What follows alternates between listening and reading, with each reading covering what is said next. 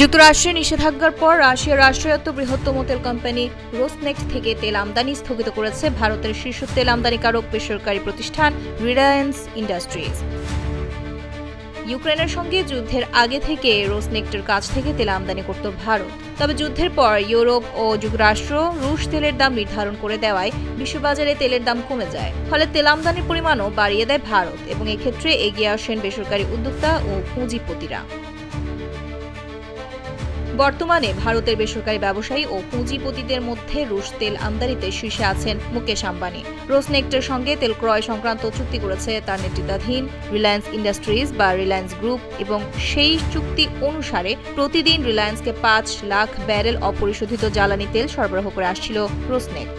গুজরাতের বন্দর থেকে খালাসের পর সেই তেল নিয়ে যাওয়া হতো জামনগরে রিলায়েন্স গ্রুপের তেল শোধনাগারে। সেখানে পরিশোধন শেষে ভারতের বাজারে যেত রাশিয়ার তেল।